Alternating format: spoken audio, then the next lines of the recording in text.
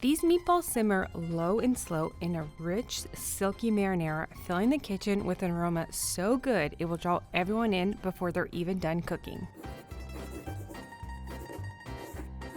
Instead of breadcrumbs, this recipe uses fresh white bread soaked in milk that's mashed into a paste. This creates a panade that traps moisture inside the meatballs as they cook, preventing them from tightening up and drying out even after a long simmer.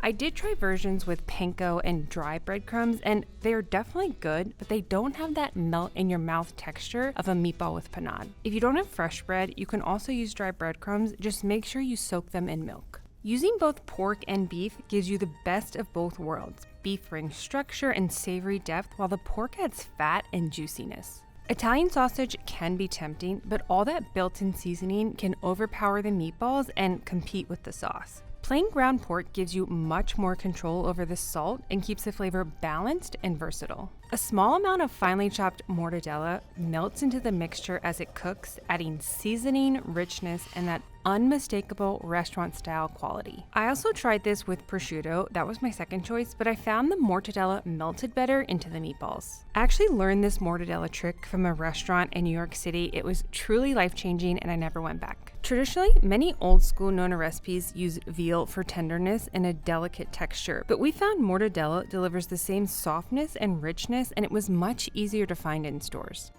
What's a meatball without cheese? It adds umami, keeps them juicy, and improves the texture. I tested with both pecorino and Parmigiano Reggiano and liked how salty and nutty the pecorino was. Its flavor held up really well during a long simmer. It's definitely worth the effort to grate your own cheese. It's fresher, more flavorful, and it melts much better than that prepackaged stuff. For every 1 pound of meat, use 1 large egg. 1 egg is enough to help bind the meatballs without making them dense. Too much egg creates a firm, almost bouncy texture. I like adding fresh parsley because it cuts the richness of the meat, and I think it's pretty. Shallots are milder and sweeter than onions. They add flavor without overpowering the meat. We're gonna grate the shallot so it melts evenly into the mixture. I also like that you use a whole shallot versus only using 1/4 of an onion. Fresh garlic might be more work to peel, but it has a much stronger flavor than garlic powder. Whatever you do, please don't use garlic. And finally, good old Italian seasoning. Any kind works, just make sure it's not old and brown like the one in my mom's pantry. Mix everything until just combined. If you overdo it, they can become too dense. This method will keep them soft and tender. Before you roll out all those meatballs, you have to make sure they taste good. So we like to cook a small piece of the meat to check for seasoning. Pro tip, use a cookie scoop to keep your portions the same size. I like to use wet hands when rolling because it helps them stick less. It's best to roll the meatballs while they're cold. They'll hold their shape better when searing because the fat won't ooze out. Browning the meatballs before adding them to the sauce creates a flavorful crust that keeps them juicy. Don't worry about cooking them all the way through, they'll finish simmering in the sauce. I also tried other versions but found searing gave them the best texture. A lot of Italian grandmas add raw meatballs directly into the sauce. They might kill me for saying this, but they came out mushy, soft, and just sad. A meatball is only as good as its sauce. To start the sauce, add chopped onion into a pan with some olive oil and cook until softened. Then throw in the classic aromatics like fresh garlic, thyme, oregano, and finally some red pepper flakes.